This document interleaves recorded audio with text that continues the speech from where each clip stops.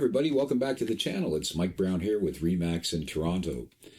We are quickly approaching the 2-year anniversary of this channel, Real Estate Inventory Toronto, a channel that I think is beneficial to people who are buying houses and selling houses here in Toronto and southwestern Ontario, because we talk about the supply that's available to you and how that's affecting pricing.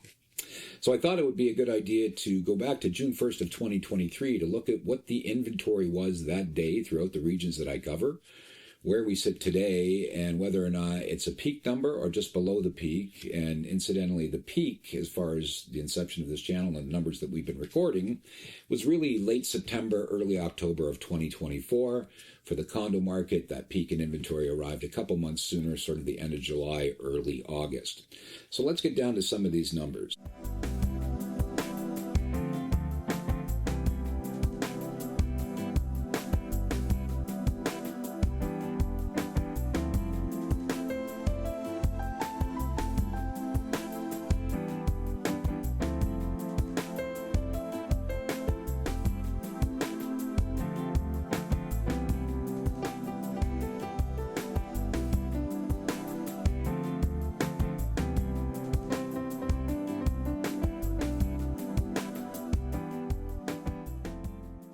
The available rental inventory, that's really kind of an ugly picture. And it's so ugly that we're starting to see that there might have to be some intervention when it comes to these pre-construction condos that are about to be completed and how that's going to affect the market.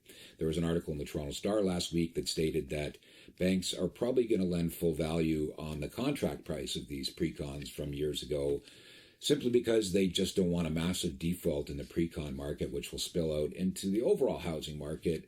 And I'm not so sure it's a good idea. I'm not convinced it's a bad idea. I'm just undecided.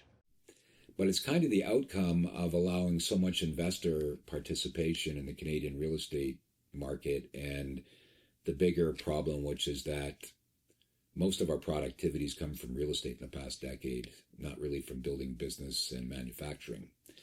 And clearly, with the threat that we're now facing south of the border, it's time for that to shift, and I'm not so sure that saving the builders is the way to go about doing that. You may be onto something, Robin. I think we need to start saving the consumers, and maybe the banks should be focusing more on lending money to people who want to manufacture and create things and create jobs. Anyway, I'm going way off track here. Way off. Off. Of course, we've seen interest rates change over that period of time.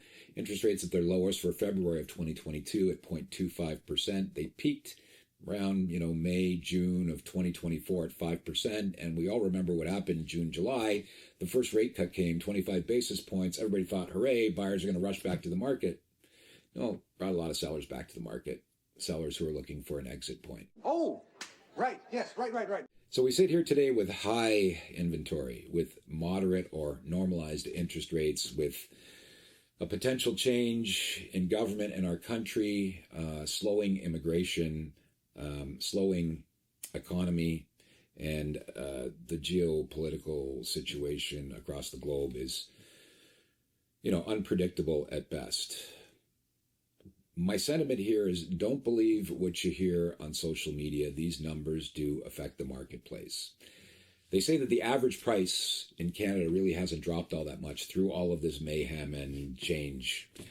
But the truth of the market, it has affected the condominium market significantly and probably will continue to do so. And if you're a first-time home buyer with an average salary, which is around $65,000 a year for Canadians nowadays, you're going to be buying into markets that have seen prices fall. If you're in the prime markets in the cities like Toronto and Vancouver, there's been some decrease in the average price, I would say, not as much as you see in the areas outside of prime markets. Prime markets in Toronto would be obviously Forest Hill, Rosedale, Annex Beach, Riverdale, High Park. But if you spread outside of those regions, and I know this because I'm selling houses outside of those regions, some sellers are seeing 20% off the peak right now, and that's what it's taking to get a house sold. So if you need a house to call home and you have the down payment, this is probably, as I've been saying over and over again, a pretty good time to buy a home compared to what it was like in June 1st of 2023. Anyhow, that's my ramble for today. Let's get a look at that inventory story.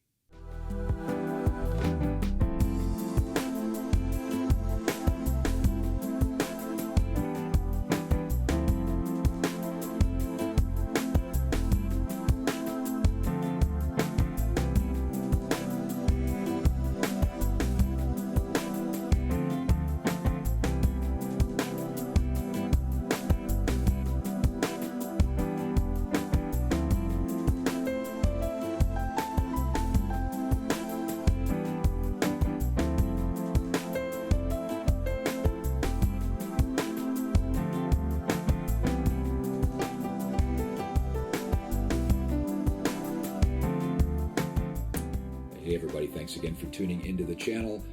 I hope that some of this information and the time and energy that I've been spending to put this channel and these videos together is helping guide some of you in making that ever important decision of when is the right time to buy and sell your home or condo.